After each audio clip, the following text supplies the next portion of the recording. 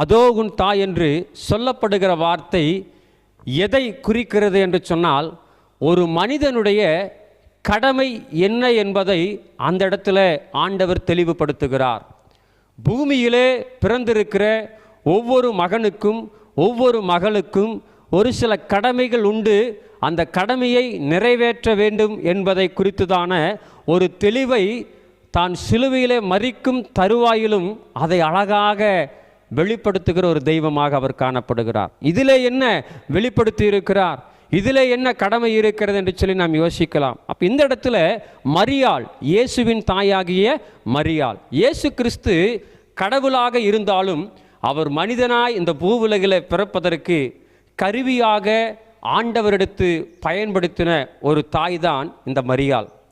10 மாதம் தன்னுடைய கருவிலே சுமந்து 30 ஆண்டுகள் தன்னுடைய பாதுகாப்பிலே பராமரிப்பிலே அன்பை அதிகமாய் செலுத்தி வளர்த்ததான அந்த தாய் இன்றைக்கு தன்னுடைய மகனை பார்க்கிற நிலைமை என்னவென்று சொன்னால், தலையிலே முள்முடி சூட்டப்பட்டு உடல் முழுவதும் இரத்த காயங்களோடு கூட கைகளிலே கால்களிலே ஏதோ ரத்தம் சொட்ட சொட்ட அங்கே ஒரு கோரமான ஒரு காட்சி, அவ்வளவு வலியோடு வேதனையோடு இருக்கிறத பார்த்து மரியாளுடைய இருதயம் உடைந்து போகிறது.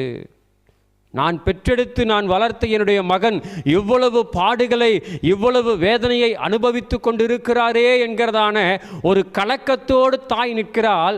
ஆனால் இயேசு கிறிஸ்து அந்த தாயை பார்த்து, வசன இந்த இடத்துல சொல்லப்படுகிறது, இயேசு தம்முடைய தாயையும் அருகே நின்ற தமக்கு அன்பாயிருந்த சீசனையும் கண்டு, தனக்கு அத்தனை வேதனைகள் உண்டு, தனக்கு அவ்வளவு பாடுகள் உண்டு, அவ்வளவு வழியை தான் சுமந்து கொண்டு இருந்தாலும் இயேசுவினுடைய பார்வை தன்னுடைய தாயின் மீது கடந்து போனது.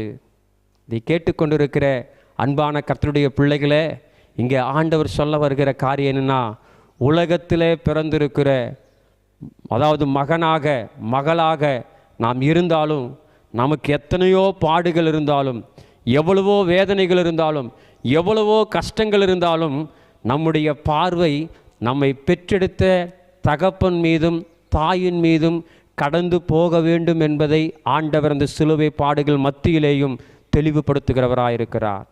இன்றைக்கி நிறையா நேரத்தில் நம்முடைய சூழ்நிலைகள் எப்படின்னா, நம்ம வளர்கிற வரைக்கும் தான் தாய் தகப்பன், ஒரு குறிப்பிட்ட நாட்களுக்கு பிறகு அந்த தாய் தகப்பனுடைய உதவி நமக்கு தேவையில்லை, நம்ம தான் நல்லா வளர்ந்துட்டோம், நம்ம நல்லா படிச்சுட்டோம், நம்ம நல்லா சம்பாதிக்கிறோம், நமக்கு கல்யாணம் ஆயிடுச்சு, நமக்கு பிள்ளைகள் இருக்கிறாங்க, மனைவி இருக்காங்க, இனிமேல் நம்ம அவங்கள பார்க்க வேண்டிய அவசியம் இல்லை, கவனிக்க வேண்டிய அவசியம் இல்லை என்று சொல்லி இன்றைக்கி அநேக நேரத்தில்